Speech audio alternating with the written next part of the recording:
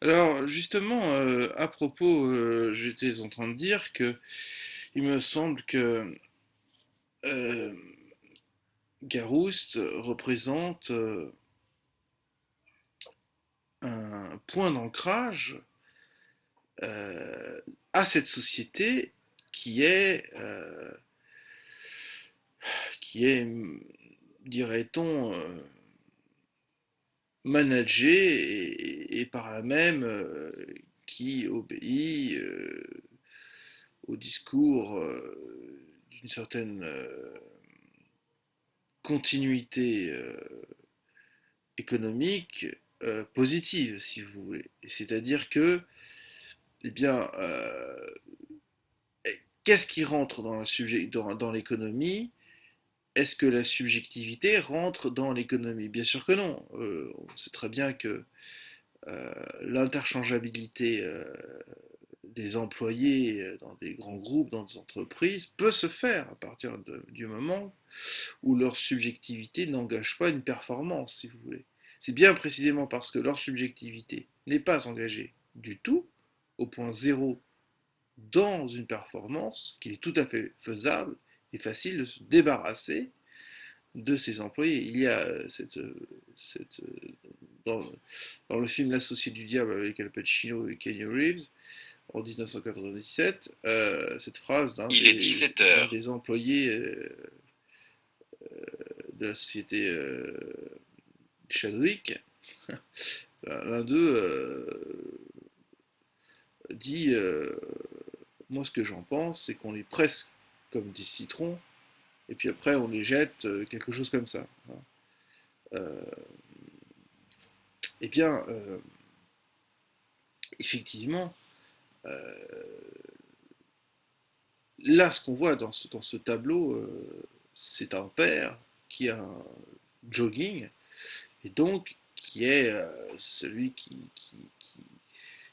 est dans le sport. Il est dans c'est le coach sportif, et puis Garouste, Gérard Garouste, qui est à droite, se moquant de lui, lui faisant presque bisqui rage, enfin, je veux dire, euh, se moquant de lui par ce regard moqueur, ce regard distant, ce regard qui date de 2007, si vous voulez, puisque c'est là, c'est la date de la peinture, où où elle a été faite. Et donc, c'est vrai qu'effectivement, le corps, si vous voulez, la cohérence androïde du corps, puisqu'il s'agit d'hommes, n'a plus d'importance. Ça n'a plus d'importance.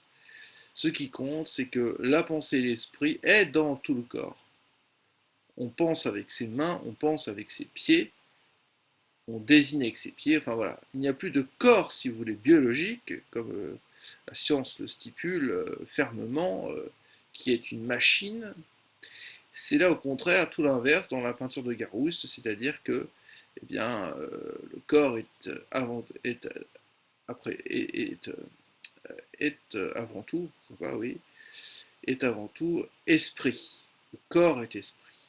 Le corps est pensée, le corps est émotion, et c'est en ça qu'on se sépare de la matérialité signifiante qui découpe le corps en morceaux, qui le tronçonne en morceaux, et que l'on va vers une immatérialité signifiante, c'est-à-dire j'ai envie de dire une matérialité signifiée, si vous voulez. C'est là qu'on passe du signifiant pur, dont on ne sait pas trop ce qu'il désigne d'ailleurs, c'est le principe du signifiant mathématique, dans une perspective générique, si vous voulez, et fonctionnelle, et par rapport à la singularité de toute individualité. Et en ce sens, les signifiés sont bien plus nombreux que les signifiants sur Terre.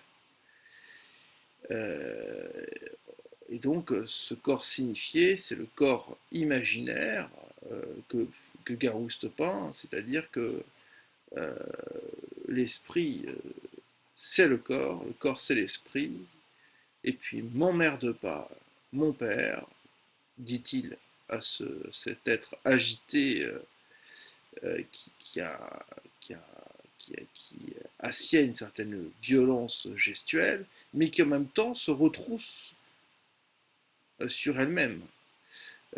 ce déploiement, cette célérité du mouvement, du contact, fait que le père est retourné sur lui, elle est retournée sur lui, et en même temps, Garouste, lui, n'a pas de volonté de offensive, il a une volonté plutôt défensive, distante et chroniqueuse, lorsque le père a une volonté offensive, pénétrante, et on le voit par la diagonale du tableau, l'oblique que l'on voit du tableau, où il est clair que deux mondes les séparent. Il y a du 2, il n'y a pas du 1. Il n'y a aucun contact, même soit-il agressif, entre ces deux êtres. C'est que leur jouissance respective est respectée à leur propre place, tandis que d'une certaine façon, eh bien, le père ferme les yeux, il est dans la sécrétion pulsionnelle agressive, lorsque le fils, Gérard, lui, eh bien, ouvre les yeux, regarde la scène, toute la scène, c'est-à-dire y compris lui-même, mais aussi son père.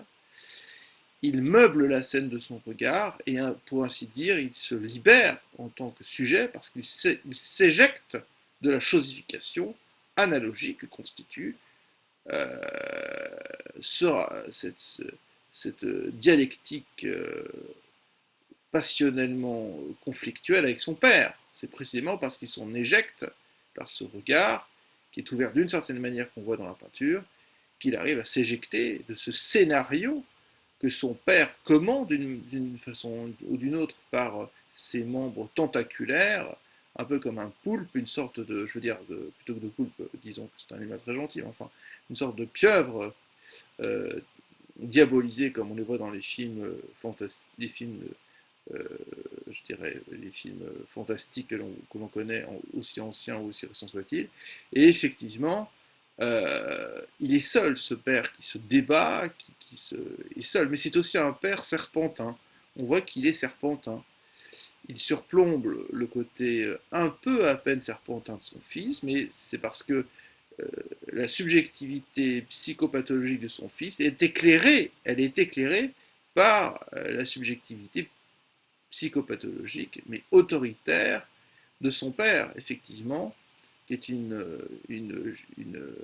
gestation, une mobilité invasive euh, de son père, quelque chose qui occupe l'espace et le temps aussi, mais qui a une dimension un peu circulaire dans le champ de son père, et une sorte de discours qui est un peu bouché, qui est un peu meurtri, qui est blessé, où règne une blessure narcissique chez son père, alors que chez son fils Gérard, au contraire, il y a un déploiement de son discours, il n'y a pas de blessure narcissique, il y a au contraire une aura, un halo, je ne dirais pas nécessairement narcissique, mais en tout cas valorisant, théâtralement, valorisant sur le plan de l'expression, c'est très expressif du côté du fils.